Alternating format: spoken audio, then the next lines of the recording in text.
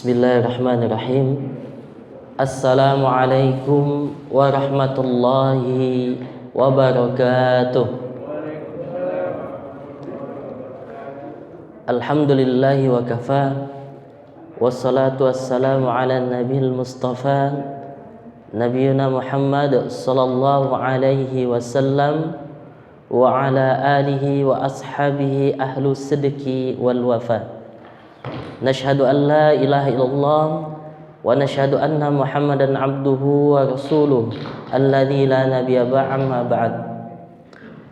Yang saya hormati DKM Masjid Al-Ittihad beserta jajarannya, ketua beserta jajarannya, yang saya muliakan alim ulama, cerdik pandai para asatid, para hujaj, Pak Imam Bilal Khatib Garing, serta bapak-bapak, ibu-ibu jamaah yang saya hormati. Alhamdulillah, mengucap syukur kepada Allah Subhanahu wa taala atas limpahan nikmat yang senantiasa Allah berikan kepada kita, terutama nikmat iman, karena nikmat iman inilah yang membawa kita bahagia di dunia dan di akhirat.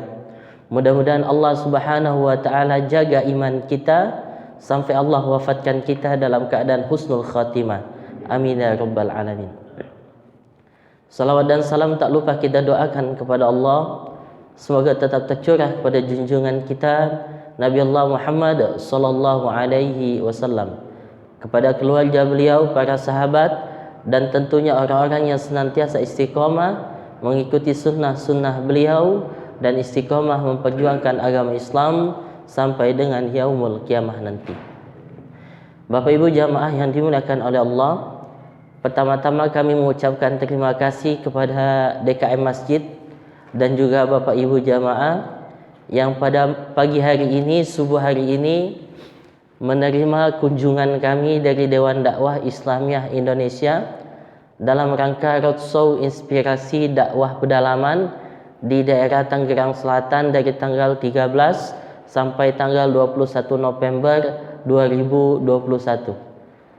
Alhamdulillah, ini masjid yang terakhir, yang kedua terakhir, karena hari ini masih ada besok subuh.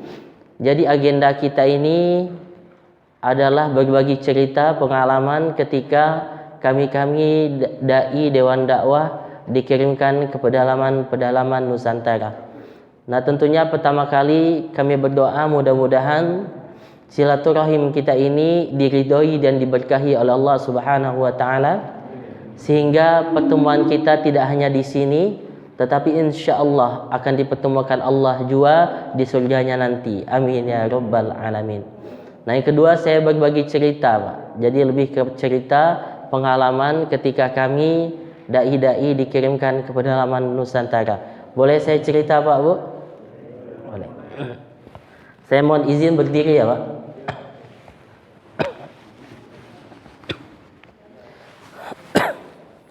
Bapak Ibu jamaah yang dimuliakan oleh Allah, Dewan Dakwah mengirimkan dai sejak pertama kali didirikan tahun 1967. Pendiri Dewan Dakwah namanya Bapak Muhammad Natsir. Ada yang kenal, Pak? Mantan Perdana Menteri Indonesia, tokoh masyumi dan penggagas NKRI. Nah, mendirikan Dewan Dakwah tahun 67, kemudian mengirimkan dai-dai ke pedalaman sejak itu sampai dengan sekarang.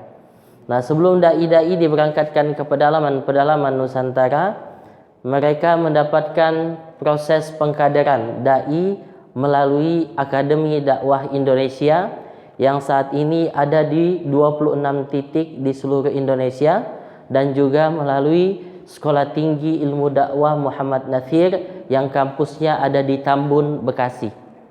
Jadi di Akademi Dakwah Indonesia kuliah 1 tahun. Nah, nanti lanjut 3 tahun di Sekolah Tinggi Ilmu Dakwah Muhammad Natsir, full beasiswa, Pak. Makan ditanggung, asrama ditanggung, biaya kuliah ditanggung.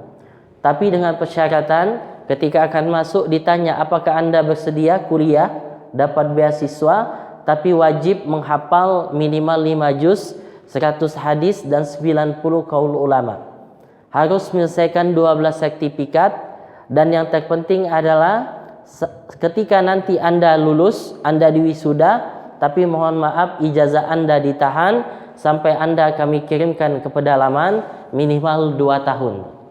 Nah, jadi kita 2 tahun dikirimkan ke pedalaman baru dapat ijazah, tanda tangan MOU. Apabila saya berhenti atau mengundurkan diri dari kuliah, maka saya wajib mengembalikan beasiswa. Nah, maka yang sudah selesai, Yus, nggak ada ini, Yus. Di next saja, nggak ada di ane. Nah, setelah selesai kuliah, diberangkatkanlah ke pedalaman-pedalaman. Di mana Pak Ustadz? Disebar dari Aceh sampai Papua. Ada yang dapat di Nias, ada yang dapat di Mentawai, ada yang dapat di Enggano, Talang Mama, NTT, Kalimantan, Maluku, bahkan Papua. Nah, alhamdulillah qadarullah, saya ditempatkan di salah satu pulau namanya Pulau Buru. Ada yang tahu Pulau Buru, Pak, Bu? Di Maluku, tempat pembuangan Tapol-Napol PKI, Pak. Nah, jadi kalau dulu tahu PKI, tempat pembuangannya di Pulau Buru. Nah, untuk sampai ke tempat tugas kurang lebih perjalanan seperti ini, Pak.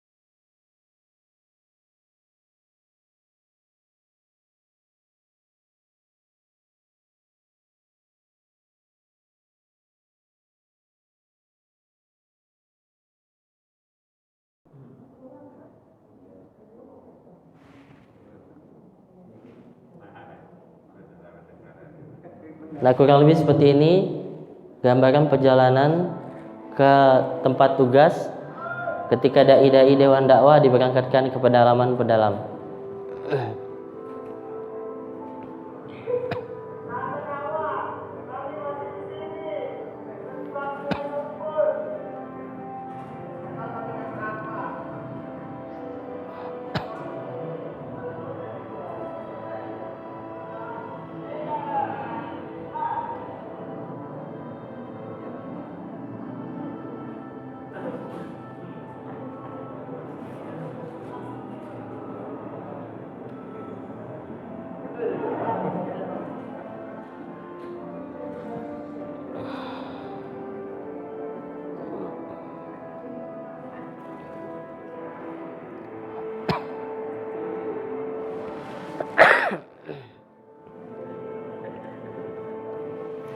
Nah, Bapak Ibu jamaah, waktu kami ditugaskan di Pulau Buru, angkatan kami ada 40 dai yang diberangkatkan ke pedalaman, 8 di Maluku. Untuk sampai ke tempat tugas, saya ingat betul waktu itu, Pak, perjalanan hampir 3 hari 2 malam. 8 orang dari Soekarno-Hatta terbang ke Bandara Patimura di Ambon. Sampai di Ambon, kita pisah, 5 dai ke Pulau Seram, 3 dai ke Pulau Buru. Yang ke Pulau Buru, saya, Ustadz Hadid dan Ustadz Tamim. Kami dari bandara menuju pelabuhan Galala di Ambon, pelabuhan kapal feri. Naik kapal feri kurang lebih 12-13 jam perjalanan laut sampai kita di pelabuhan Namlea di Pulau Buru. Kemudian sampai di Namlea kita pisah lagi. 2 dai ke desa yang berbeda, saya pun desa yang berbeda. Dibonceng oleh petugas KUA di sana dengan menggunakan motor melewati jalan yang berliku seperti tadi, Pak. Kemudian menembus sungai-sungai, namun terkadang tidak ada jembatan, maka tak jarang kita harus gulung celana kita berbasah-basahan dengan air sungai, karena dalamnya sungai sebatas paha, kadang sebatas pinggang. Maka tak jarang kadang bukan kita yang naik motor, tapi motor yang naik kita. Jadi kita harus pikul, Pak, motor untuk bisa menyeberang sungai. Kemudian masuk lagi jalan setapak, kiri kanan hutan bukit. Jalan beberapa kilo, senang hati saya lihat jam, sudah maghrib. Ada satu kampung namanya Desa Wairubah. Saya pikir di sana tempat saya bertugas, ternyata kata petugas KUA-nya, Pak Ustadz, kita belum sampai. Kita nggak bisa lagi naik motor, motor kita taruh di sini, kita lanjutkan dengan menggunakan ketinting. Jadi kita naik sampan kecil Pak, muat-muat untuk duduk saja, membelah lautan lagi yang tak jarang ukuran ombaknya lebih besar daripada sampan kita. Jadi kalau Bapak Ibu pernah nyoba main di laut, masuk ke dalam laut muncul lagi Pak, masuk ke dalam laut muncul lagi. Kadang ombak lebih tinggi daripada sampan kita. Nah alhamdulillah sampai juga kami di tempat tugas, namanya Desa Waihotong Baru. Nah mungkin Bapak Ibu ada yang bertanya, Pak Ustadz, kenapa Pak Ustadz jauh-jauh dakwah ke pedalaman? Kenapa dakwahnya tidak di kota saja? Dulu saya bertanya hal yang sama Pak, waktu masih dikuliahkan. Kenapa kami setelah dikuliahkan S1 4 tahun dibeasiswakan, setelah itu diberangkatkan ke pedalaman-pedalaman? Kenapa kami tidak disuruh dakwah di kota saja? Namun Masya Allah ketika kami tiba di desa ini, kami jumpai satu desa Pak, jumlahnya 100 kakak, semuanya adalah mu'alaf, suku Buru asli. Tidak ada listrik di sini, tidak ada sinyal handphone, apalagi sinyal internet. Yang ada di sekeliling hanya hutan, bukit, dan laut. Apa yang kami lakukan ketika kami sampai di sini? Awalnya bingung Pak, mau mulai dakwah dari mana? Namun Masya Allah ketika esok hari tiba, waktu asar tiba, saya datang ke musola. Ternyata Masya Allah di musola sudah duduk antri Pak seperti ini, 80 anak-anak mu'alaf antri ingin belajar mengaji Pak. Yang saya ingat betul waktu itu hanya ada 5 iqra Pak. 5 iqra itu pun tidak utuh. Ada iqra 1 sampai iqra 3 ada, iqra 4 sampai iqra 6-nya udah nggak tahu kemana.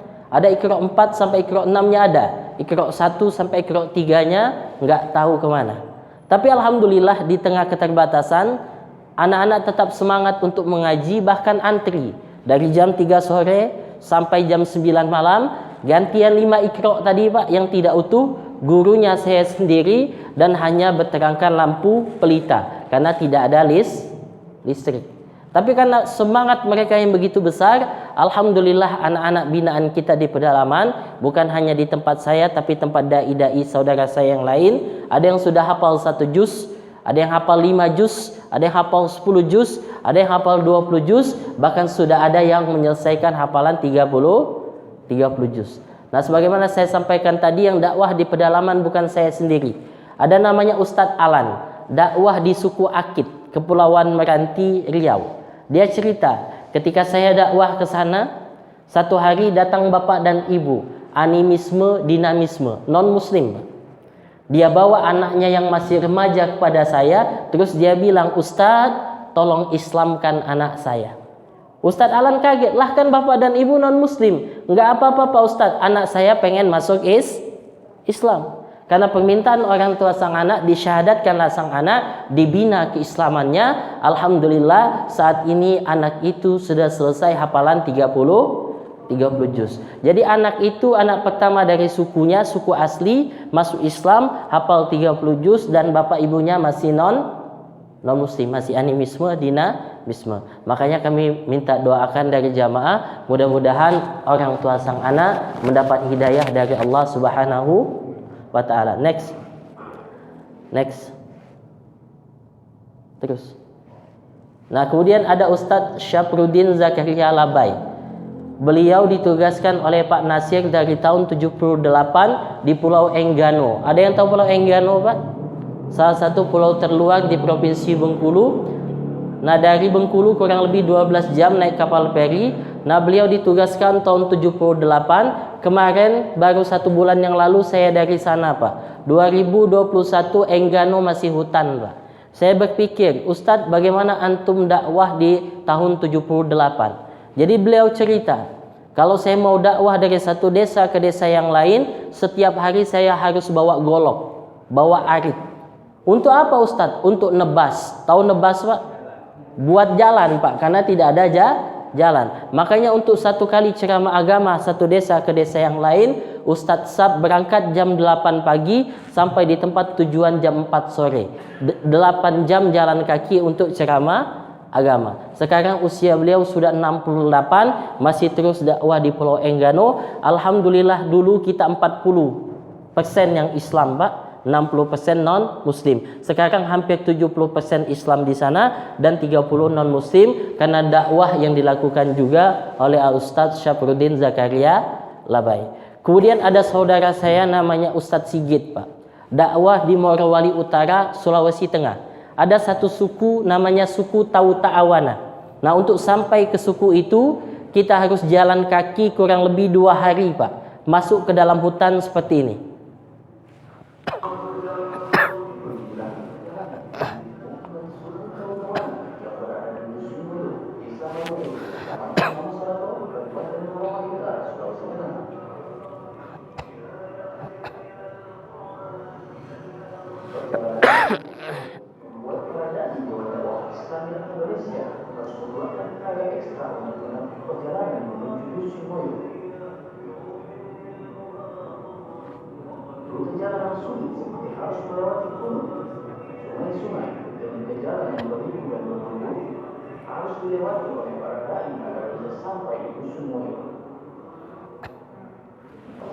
Nah, setelah kurang lebih 2 hari kita jalan kaki, Pak, masuk ke dalam hutan. Nah, ketemu kita dengan suku asli.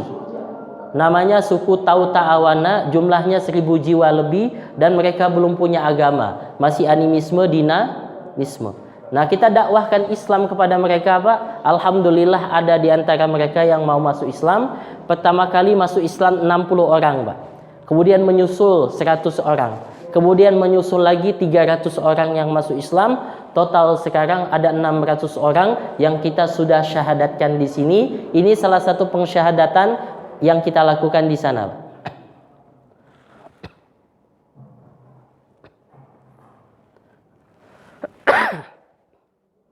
Asyhadu an la ilaha illallah.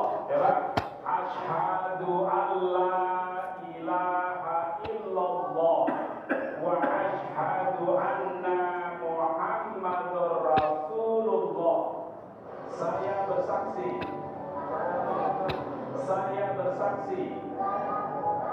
tiada Tuhan yang disembah kecuali Allah. Saya bersaksi bahwasanya Nabi Muhammad Rasulullah. Nah, setelah kita syahadatkan mereka, Pak, kita ajarkan mereka cara berwudu. Tidak hanya itu, yang bapak-bapaknya kita bagikan sarung, bagikan baju koko, yang ibu-ibunya kita bagikan mukena dan juga jilbab. Dan yang bapak-bapaknya, Pak, langsung kita sunatan massal karena mereka belum sunat. Kemudian anak-anaknya kita buatkan sekolah karena tidak ada sekolah di sana. Dan yang terpenting adalah sampai dengan hari ini kita terus melakukan pembinaan kepada mereka. Kenapa, Pak Ustadz? Karena mengislamkan mereka mudah, Pak. Kalau sekedar mengislamkan. Yang penting kita kuat jalan kaki 2 hari, pikul beras, pikul ikan nasin, bawa Indomie, masuk ke dalam hutan, ketemu mereka, bagikan beras, bagikan ikan asin, bagikan super mie, kita cerita tentang Islam, insya Allah mereka mau masuk Islam. Yang berat apa, Pak Ustadz? Yang berat itu adalah melakukan pembinaan kepada mereka, tinggal di hutan bersama mereka. Nah, itulah yang dilakukan oleh dai-dai kita, Pak. Selesai kuliah S1, masuk ke dalam hutan 2 tahun. Setelah selesai 2 tahun, kirim yang baru lagi, dakwah lagi di sana 2 tahun. Kenapa terus dibina, Pak Ustadz? Karena kita tidak mau, Pak, nasibnya sama seperti saudara-saudara kita yang ada di Mentawai. Ini Mentawai, Pak, Sikere yang ada di Mentawai. Tahu Mentawai, Pak? Di Sumatera Barat. Mohon maaf, Pak, dulu di Mentawai ini banyak saudara kita yang mu'alaf, masuk Islam. Tapi karena tidak ada pembinaan, Pak. Ada satu desa, jumlahnya 100 kakak. Semuanya masuk Islam. Tapi karena tidak ada pembinaan selama 10 tahun, dari 100 kakak yang masuk Islam tadi, 95 kakak murtad, bapak-bapak, ibu-ibu. Yang bertahan dengan Islam hanya 5 kakak saja. Yang 5 kakak Islam itu pun juga nggak ngerti tentang Islam. Tahu dari mana, Pak Ustadz? Cerita dai kita. Kata dai kita ada mu'alaf di Mentawai, datang ke Ustadz ngomong, Ustadz, alhamdulillah Ustadz, sejak saya masuk Islam, jumlah peliharaan babi saya semakin banyak, Pak Ustadz. Jadi telah masuk Islam masih pelihara babi. Dan maaf Pak, ada yang tanpa malu datang ke Ustaz ngomong, Ustaz, kalau kami tidak ada lauk, kami potong babi ya kami makan. Ketika kita datang ke sana Pak, tidak bisa kita katakan langsung, Pak, babi itu haram, tidak boleh dipelihara. Pak, babi itu haram, tidak boleh dimakan. Tidak bisa. Kalau kita lakukan itu, mereka akan menjauh dari dakwah kita. Syukur-syukur mereka tidak cabut tombak, mereka tombak kita. Maka kita pilih cara dakwah yang bijak. Bagaimana caranya Pak Ustaz? Kita gantikan babi-babi mereka dengan hewan-hewan kurban kita, dengan akikah-akikah kita, dengan peternakan kambing dan sapi melalui dai-dai kita. Maka itu yang kita upayakan setiap tahun. Kalau ada yang akikah, kita kirimkan ke pedalaman. Kalau ada yang kurban, kita kirimkan ke pedalaman. Mudah-mudahan tahun ini ada di antara jamaah yang bisa ikut berkurban di pedalaman. Insya Allah. Kemudian jamaah yang dimuliakan oleh Allah, ini foto ketika saya dengan Ustadz Abdul Somad sama-sama masuk ke suku Talang Mama. Di mana Pak Ustadz suku Talang Mama? Dari sini kita ke Pekanbaru, Riau, kemudian naik mobil Pak kurang lebih 6 jam ke Kabupaten Indragiri Hulu. Kemudian kita menuju satu dusun namanya Dusun Lemang. Mobil kita taruh di dusun itu, kemudian kita lanjutkan dengan menggunakan sampan, naik sampan menyusuri hulu sungai kurang lebih 6 sampai 7 jam seperti ini.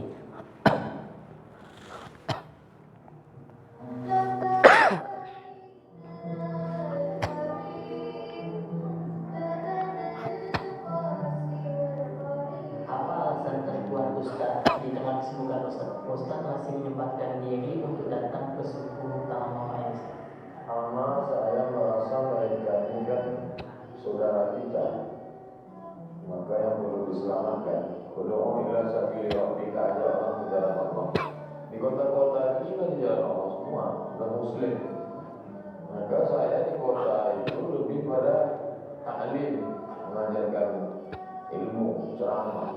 Tapi kalau di sini kita berdakwah, mengajak orang ke jalan Allah. Al-jaza' ala qadril amal, balasan itu sesuai dengan kesulitan amal. Nah ini ketika kami sudah 6 sampai 7 jam masuk ke dalam hutan dengan sampan tadi, sampailah kita di suku asli namanya Talang Mama. Nah yang kita hadapi juga di pedalaman Pak, selain pembinaan Islam yang sangat minim, pendidikan juga sangat-sangat minim. Pak Ustadz tahu dari mana pendidikan minim di pedalaman? Kita tahu pendidikan minim di sini Pak, cukup dari nama anak-anak di sana. Kenapa nama anak-anaknya Pak Ustadz aneh-aneh Pak? Jadi sampai di sini kami jumpai nama anak-anak, nama kakaknya Indomie, nama adiknya Spermi Pak. Kemudian ada nama anak di sini namanya antena, ada namanya parabola, ada namanya galon Pak. Bahkan ada nama anak di sini namanya Rinso.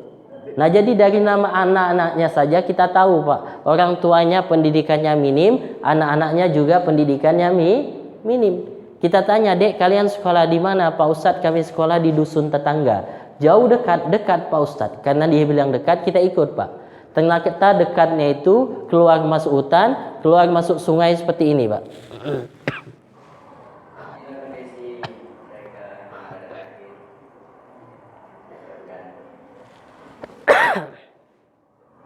Jadi pegangan pakai tali kalau mereka ingin sekolah. Kalau hujan lebat mereka nggak bisa pergi, karena banjir nggak bisa mereka untuk nyebrang.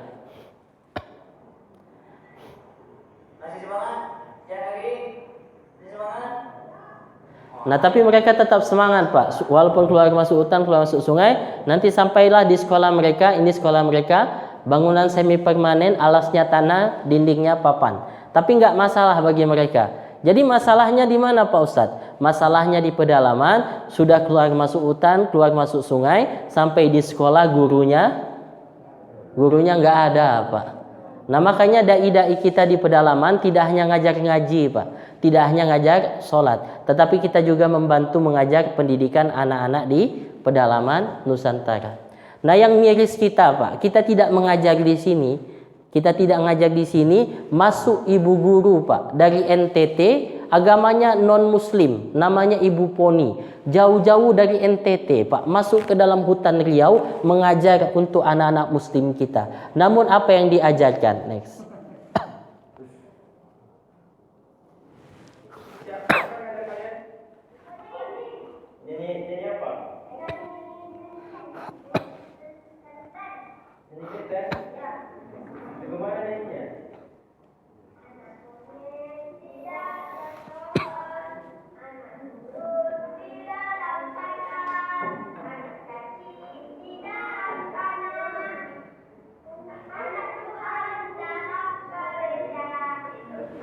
Nah, ini anak-anak muslim kita, Pak, yang ada di sana. Kita datang ke sana, kita tegur ibu gurunya, Bu, tidak boleh mengajarkan ajaran agama ibu kepada anak-anak yang sudah muslim karena itu melanggar undang-undang. Tapi kita tidak bisa, Pak, menyalahkan ibu guru itu saja. Salah sendiri kenapa kalian yang muslim tidak masuk dan mengajar di sini.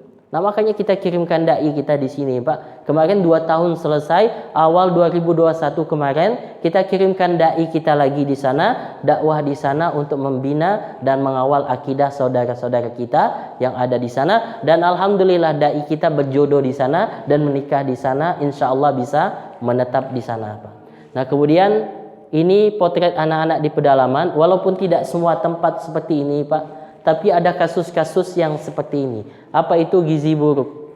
Jadi ada dai kita namanya Ustadz Idris, dakwah di Pulau Seram di Maluku. Dia cerita, ketika saya dakwah di sana, di satu desa antara hutan dengan pantai, satu hari saya sedang jalan di pinggir pantai, saya lihat seorang anak kecil, kurang lebih kelas 3 sampai kelas 4 SD, tertawa gembira di pinggir pantai, sedang mengemut sesuatu. Karena saya penasaran, saya dekati sang anak, saya tanya, "Nak, ose makan apa? Nak, kamu makan apa?"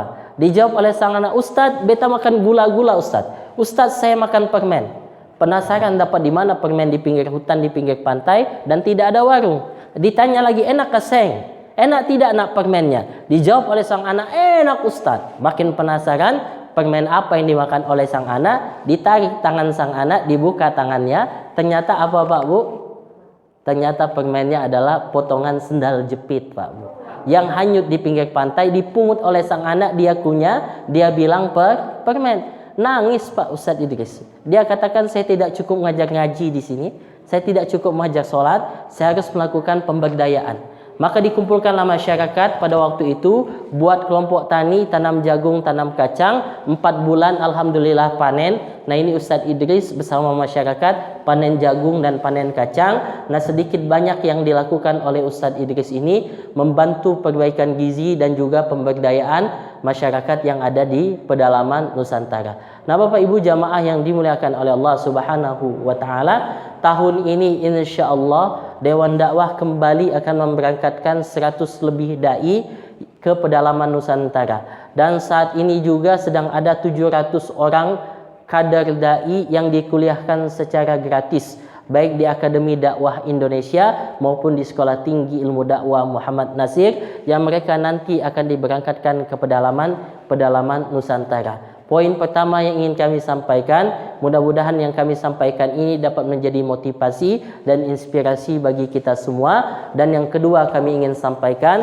bahwasannya tugas dan kewajiban dakwah ini bukan hanya ada pada dai-dai yang bertugas di pedalaman tadi, Pak.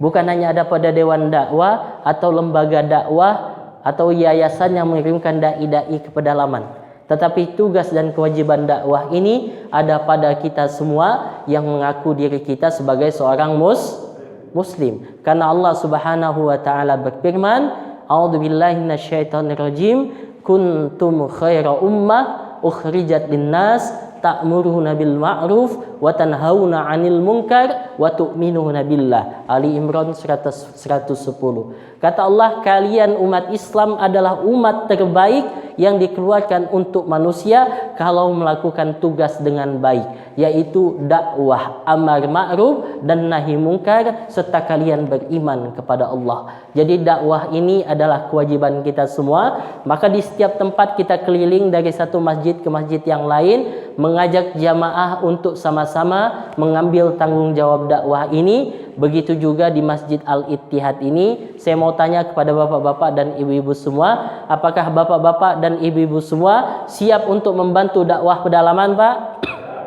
Kurang semangat. Bapak ibu semua siap membantu dakwah pedalaman? Takbir. Bapak ibu semua siap dikirimkan 2 tahun ke pedalaman? Wah, Pak Ustaz, kalau kedua tahun ke pedalaman rasanya berat. Tidak, bapak-bapak, ibu-ibu, kami tidak bermaksud mengajak bapak-bapak, ibu-ibu untuk datang langsung ke pedalaman, tidak, kecuali yang memang punya waktu, tenaga, dan pikiran. Tapi bapak-bapak, ibu-ibu, kita bisa ikut dakwah di pedalaman. Kita bisa ikut membantu dakwah di pedalaman, dapat pahala dakwah di pedalaman, walaupun fisik kita tidak di pedalaman. Kita tetap ke kantor yang ber-AC, kita tetap berbisnis, kita tetap pergi berdagang, tapi pahala kita bisa tercatat di Pulau Nias, bisa tercatat di Mentawai, bisa dicatat di Talang Mama, bisa tercatat di Papua, di Maluku, NTT dan lain sebagainya. Bagaimana caranya Pak Ustadz? Allah berfirman, Rasulullah sallallahu alaihi wasallam bersabda, "Man jahaza ghazian fi sabilillah faqad ghaza." Barang siapa yang menyiapkan perbekalan bagi orang-orang yang berjuang di jalan Allah, walaupun fisik tidak sampai di medan juang, tapi bekal dia berikan, maka insyaallah pahalanya sama. Jadi bapak-bapak, ibu-ibu, dengan apa kita membekalinya Pak Ustadz? Allah berfirman, wa tujahiduna fi sabilillah bi amwalikum wa anfusikum, dan hendaklah kamu berjihad di jalan Allah dengan harta-harta terbaik yang kamu miliki dan dengan diri-diri kamu. Yang demikian itu lebih baik bagi kamu jikalau kamu mengetahui.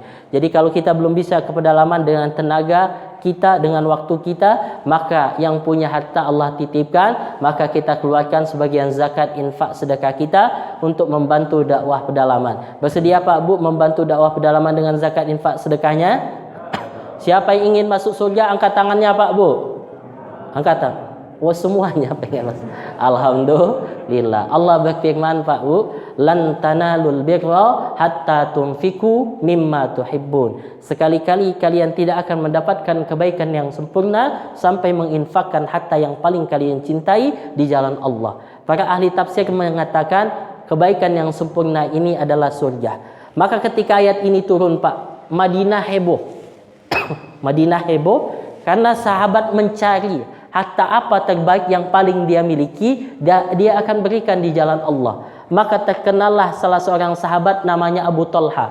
Abu Talha ini juragan tanah Pak. Dia punya banyak kebun kurma di Madinah. Dia datang kepada Rasulullah, ya Rasul, karena Allah telah menurunkan ayat, sekali-kali kami tidak akan mendapatkan kebaikan yang sempurna sampai menginfakkan harta yang paling kami cintai. Maka saksikanlah ya Rasul, di antara kebun kurma yang saya miliki, satu kebun yang paling saya cintai namanya kebun Bayruha. Posisinya ada di depan Masjid Nabawi, yang engkau senantiasa berwudu dan minum daripada sumur yang ada di kebun tersebut. Saya berikan kebun tersebut untuk membantu agama Allah.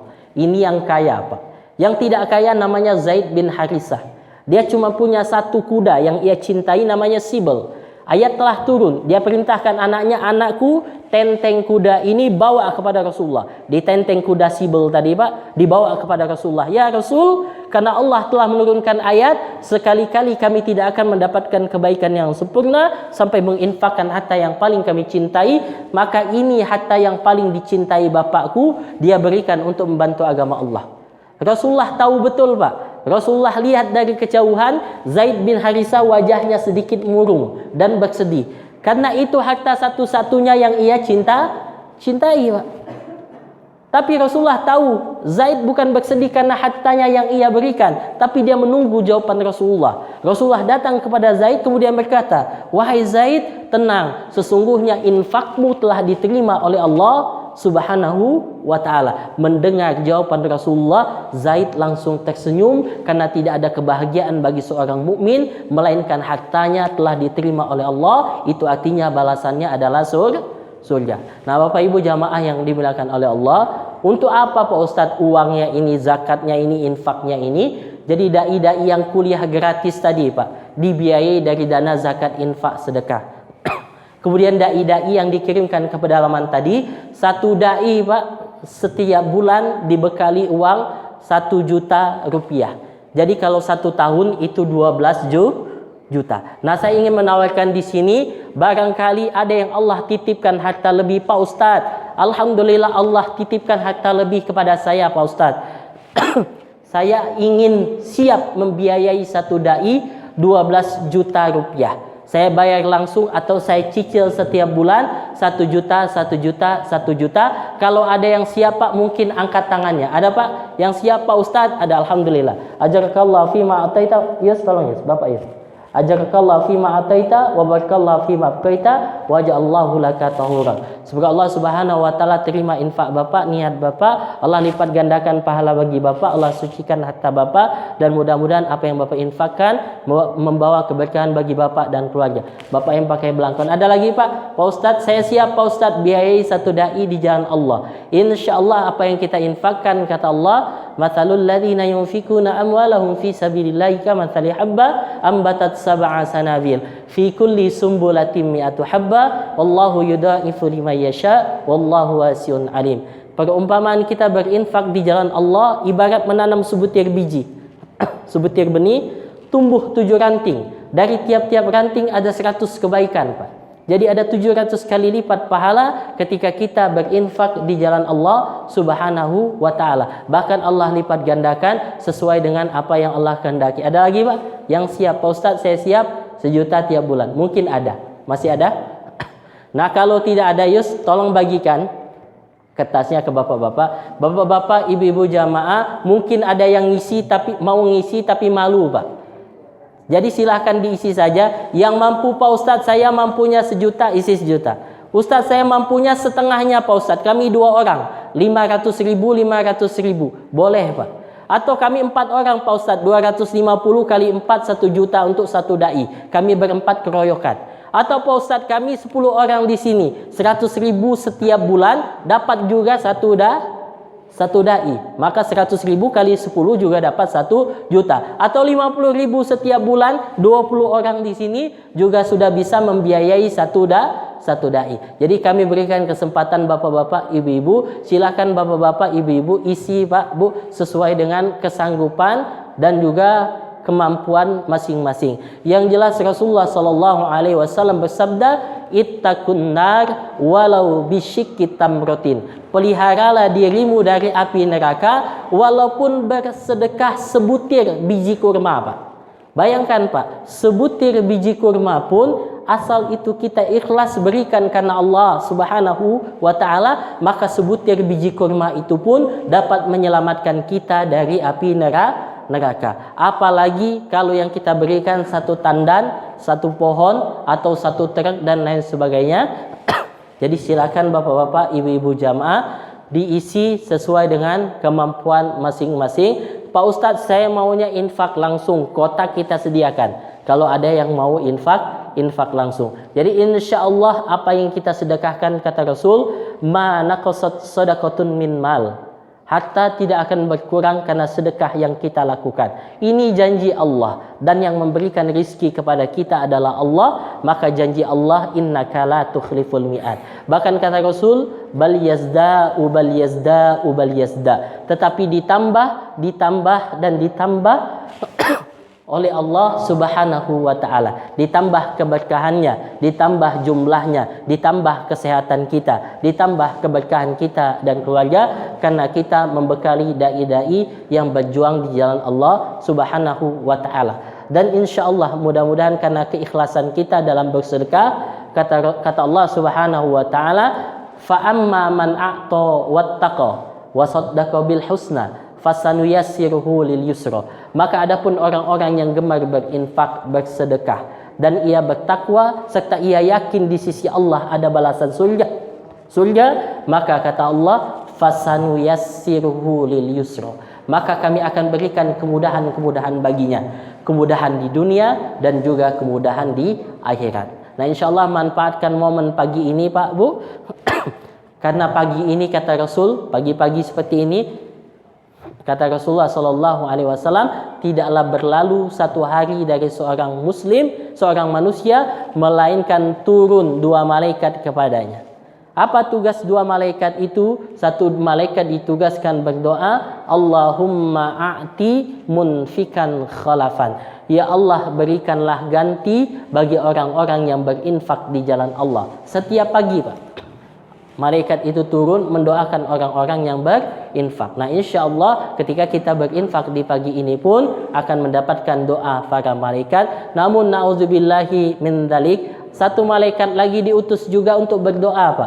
Allah, apa itu? Allahumma a'ti mumsikan talafan. Ya Allah, berikanlah kerugian, kecelakaan bagi orang yang menahan hartanya dari berinfak di jalan Allah. Nauzubillahi min zalik. Nah, mudah-mudahan bapak-bapak, ibu-ibu jamaah semua, kita semua dapat membantu dakwah di pedalaman ini sesuai dengan kapasitas dan kemampuan kita masing-masing. Yang jelas saya yakin dan percaya bapak ibu semua siap untuk membantu di jalan Allah.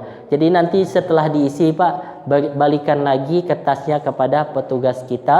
Nanti setiap bulannya gimana Pak Ustadz? Nanti setiap bulannya kita akan ada nomor rekening yang kita sediakan di sana. Jadi bapak ibu bisa transfer ke rekening atau main ke kantor perwakilan kita Pak di samping Holland Bakery Pak. Jalan berapa? Pondok Benda nomor 26. Nah, jadi ada di situ kalau mau datang langsung. Di sini pun ada akademi dakwahnya Pak.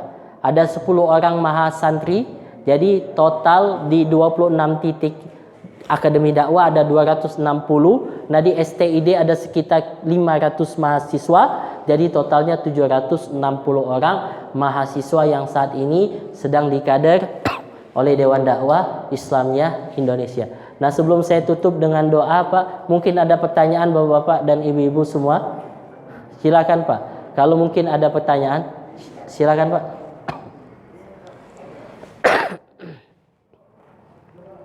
Assalamualaikum warahmatullahi wabarakatuh. Waalaikumsalam warahmatullahi wabarakatuh. Ini sedikit sharing Pak Ustaz. Kalau di Muslim Pak Ustaz berdakwah atau syiar Islam ke pedalaman. Saya pernah mendengar dan tahu sedikit ada di suatu tempat di daerah Jogja untuk agama lain juga berdakwah, tapi mereka dengan sistemnya sembako. Jadi mereka berdakwah untuk ke rakyat-rakyat miskin, padahal mereka di kota. Kenapa kita kok malah jauh-jauh ke dalam pelosok, sedangkan di kota sendiri masih banyak yang kekurangan. Mereka juga didakwahi, kalau istilahnya didakwahnya seperti apa, dari agama lain. Mereka pun banyak yang murtad dari Islam. Yang kedua, ini hanya cerita. Di kampung saya juga banyak suku pedalaman di daerah Jambi. Mungkin Bapak Ibu ada yang tahu daerah Jambi, suku Kubu. Di sana juga banyak yang masih primitif. Kalau mungkin Pak Ustadz pernah ke sana atau belum ke sana, mungkin bisa sebagai informasi untuk bisa berdakwah. Terima kasih. Assalamualaikum warahmatullahi wabarakatuh. Ini saya jawab langsung dulu ya Pak. Ya, bismillahirrahmanirrahim. Terima kasih Pak atas pertanyaannya. Nah, betul yang Bapak sampaikan tadi, bahwasanya di kota pun kita masih memerlukan dakwah. Nah, maka dari itu jamaah yang dimuliakan oleh Allah Subhanahu wa taala, Dewan Dakwah tahu juga itu Pak, bahwasanya cakupan dakwah ini luas Pak.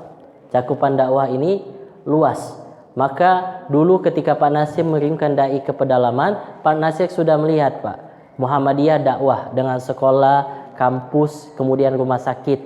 NU sudah berdakwah dengan pesantren-pesantren. Nah, sekarang juga sudah banyak lulusan Timur Tengah yang ada di kota-kota Pak. Nah, maka Dewan Dakwah melihat saudara kita yang ada di pedalaman yang dia minim pembinaan keislaman, bahkan belum tersentuh Islam sama sekali, maka dikirimkanlah mereka ke pedalaman.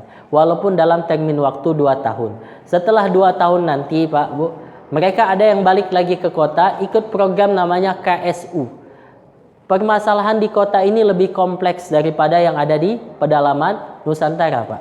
Kalau di pedalaman itu, kita mungkin yang penting cukup bisa ngaji Pak.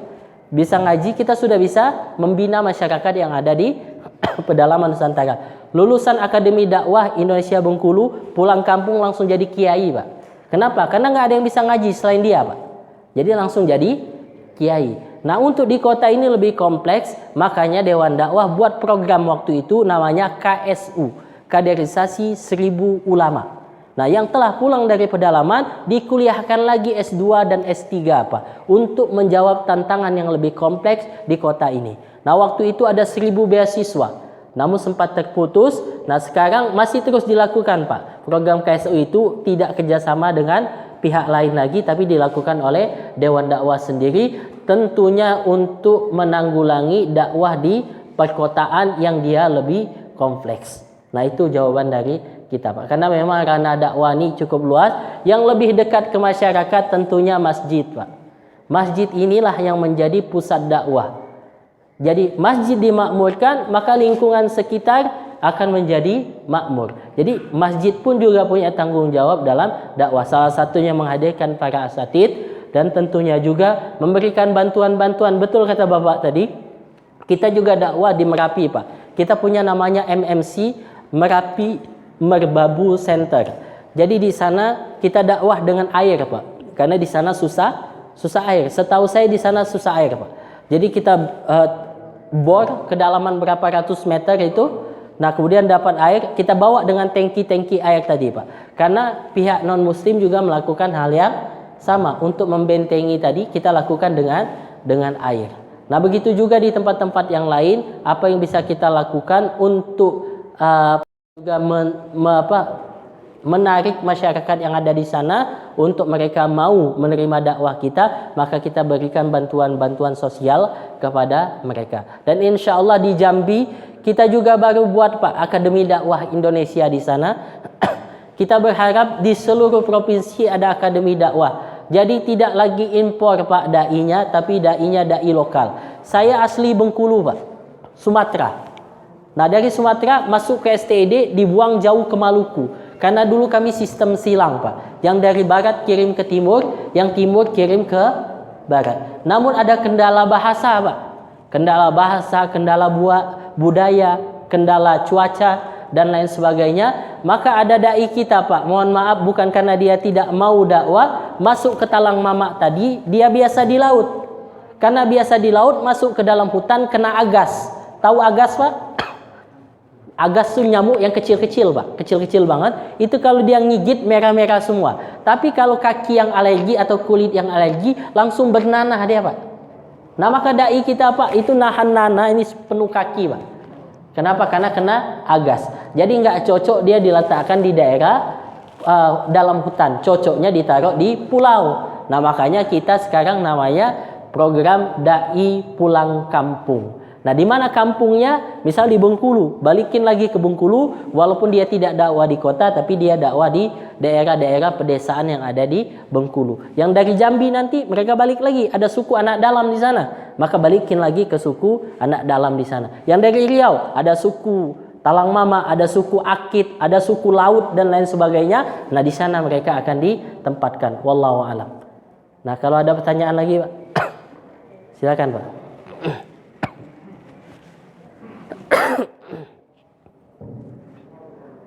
Assalamualaikum warahmatullahi wabarakatuh. Waalaikumsalam warahmatullahi wabarakatuh.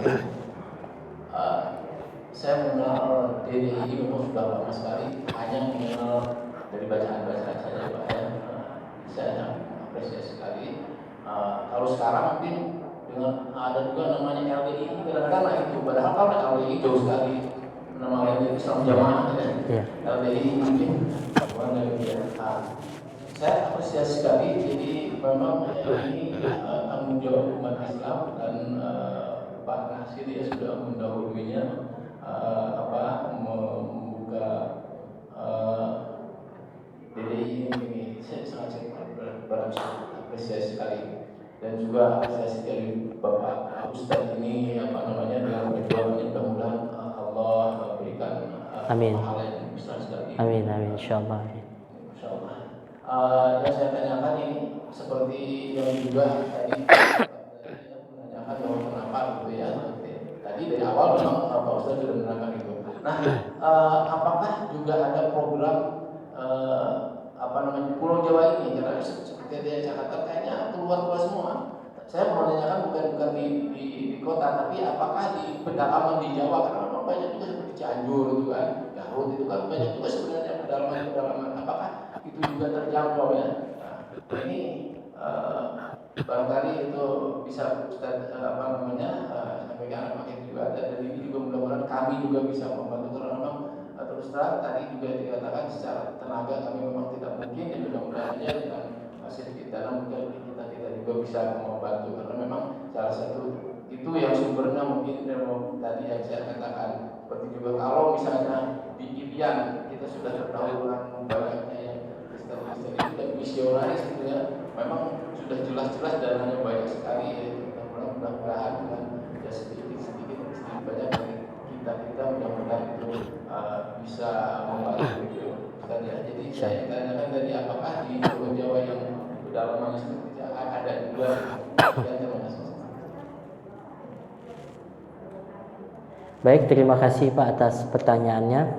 Jadi betul, kadang nyaru Pak, kita datang ke satu masjid, ini LDII ya. Nah jadi karena memang Dewan Dakwah kan disingkat DDII ya Pak. Jadi sering nyaru dengan LDII. Kalau LDII kan beda Pak, dia dulu dari NII jadi Lemkari, kemudian jadi LDI. Sekarang menjadi dulu sempat jadi aliran sesat kan, tapi sekarang jadi pengawasan MUI.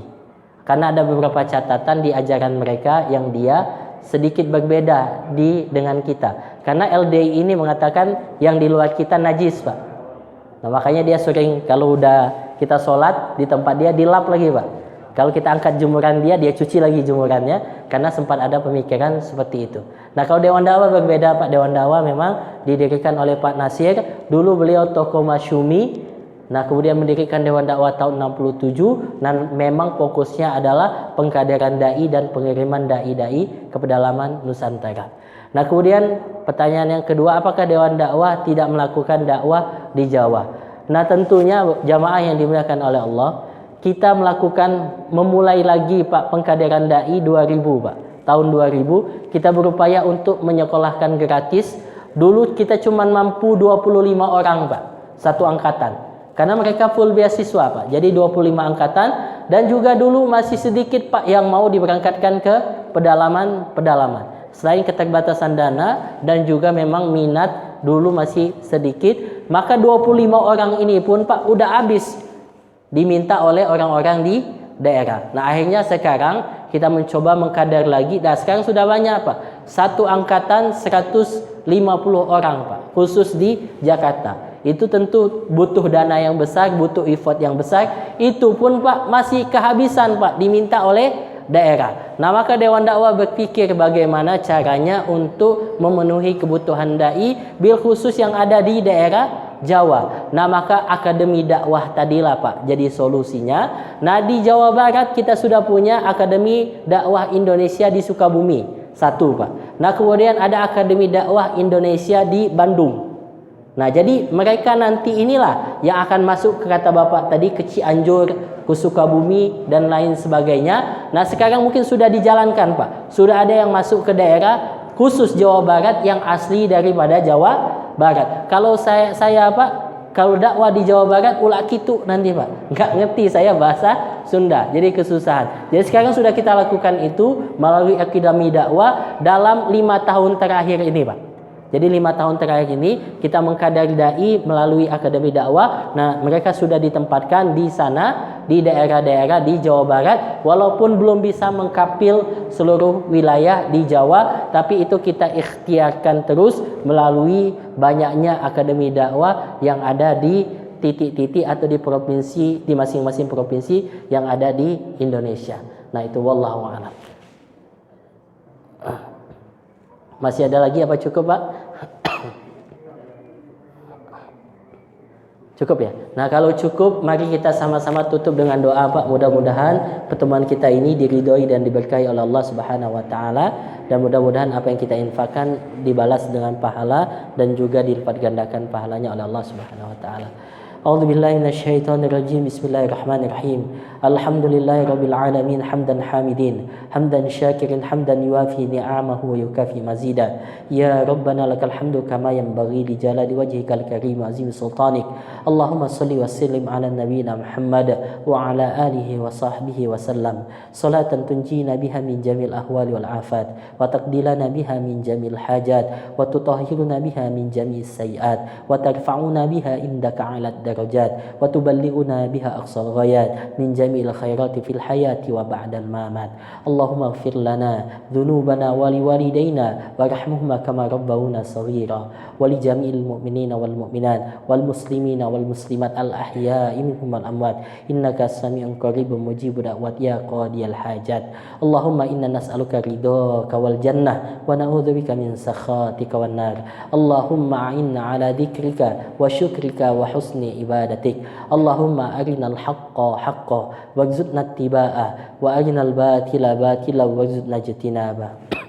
Ya Allah, ya Tuhan kami, tunjukilah kepada kami ya Allah yang benar itu benar ya Allah. Kemudian berikanlah kekuatan kepada kami untuk menjalankan kebenaran-kebenaran tersebut. Ya Allah, ya Tuhan kami, tunjukilah kepada kami ya Allah yang salah itu salah ya Allah.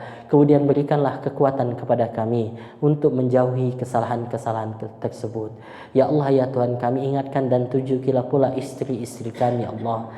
Jikalau saat ini istri kami masih lalai dari mengingat Engkau ya Allah, masih malas untuk beribadah ya Allah, masih susah untuk menutup aurat ya Allah, masih membangkang dengan suami ya Allah, maka ingatkan dan tunjuki istri kami ya Allah tatkala kami tak mampu untuk mengingatkannya.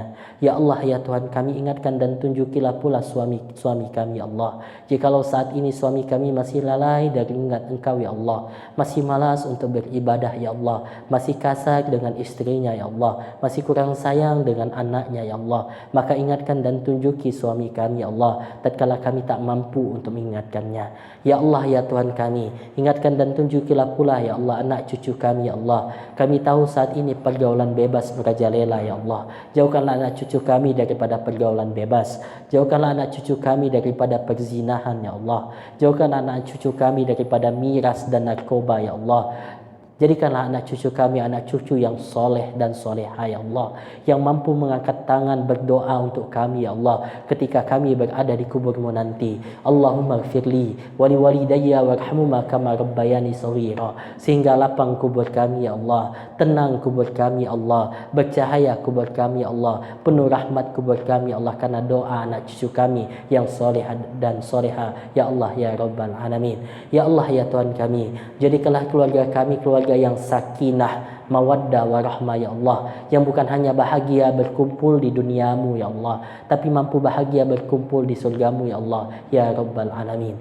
Ya Allah, ya Tuhan kami, pada pagi hari ini kami berkumpul ya Allah di salah satu rumah daripada rumah-rumah Engkau. Jadikanlah pertemuan ini pertemuan yang Engkau ridhoi ya Allah, pertemuan yang Engkau berkahi ya Allah, pertemuan para penolong agamamu ya Allah, sehingga ketika kami mati ya Allah, Engkau kumpulkan kami kembali bersama ya Allah, bersama para nabimu ya Allah, bersama para rasulmu ya Allah, bersama para siddiqin wa syuhada wa salihin wa hasuna ulaika rafiqa di surgamu ya Allah ya Rabbal Alamin. Ya Allah, ya Tuhan kami, pada pagi hari ini ya Allah, ada di antara jamaah ya Allah yang menyisihkan sebagian hartanya ya Allah, zakatnya, infaknya, sedekahnya ya Allah untuk membantu agama Engkau ya Allah, bil khusus untuk membantu program dakwah di pedalaman Nusantara. Maka terimalah zakat, infak, sedekah mereka ya Allah, lipat gandakan pahala bagi mereka ya Allah, sucikan harta mereka ya Allah, sucikan harta mereka ya Allah, sehatkan badannya ya Allah, panjangkan umurnya ya Allah, dan mudah-mudahan apa yang mereka berikan, zakatkan, infakkan, sedekahkan di jalan Allah, itu dapat membawa keberkahan bagi mereka dan keluarga. Ajarakumullah fi ma'ataitum wa barakallahu fi ma'afqaitum wa ja'alallahu lakum tahuran. Rabbana la tuzigh qulubana ba'da idh hadaitana wa hab lana min ladunka rahmah innaka antal wahhab. Rabbana hab lana min azwajina wa dhurriyyatina qurrata a'yun waj'alna lil muttaqina imama. Rabbana ighfir lana wa li ikhwanina alladhina sabaquna bil iman wa la taj'al fi qulubina ghillan lil ladzina amanu rabbana innaka ra'ufur rahim. Rabbana faghfir lana dhunubana wa kaffir 'anna sayyi'atina wa tawaffana ma'al abrar. Rabbana zalamna anfusana wa illam taghfir lana wa tarhamna lanakunanna minal khasirin. Rabbana taqabbal minna innaka antas samiul alim wa tub 'alaina innaka antat tawwabur rahim. Rabbana atina fid dunya hasanah wa fil akhirati hasanatan wa qina adzabannar. Wa sallallahu ala sayyidina Muhammadin nabiyil ummi wa ala alihi wa sahbihi wa sallam. Subhana rabbika rabbil izzati amma yasifun wa salamun alal mursalin walhamdulillahi rabbil alamin. Sekali lagi kami ucapkan terima kasih kepada bapak-bapak, ibu-ibu jamaah, bil khusus kepada DKM Masjid Al-Ittihad tak banyak yang kami berikan kecuali ucapan jazakumullahu khairan katsiran. Semoga Allah Subhanahu wa taala membalasi setiap kebaikan bapak-bapak, ibu-ibu dengan kebaikan yang berlipat ganda. Kalau banyak silap kata dari penyampaian saya mohon maaf. Kepada Allah saya mohon ampun. Subhanakallahumma wa bihamdika asyhadu an la ilaha illa anta astaghfiruka wa atubu ilaik. Wassalamualaikum warahmatullahi wabarakatuh.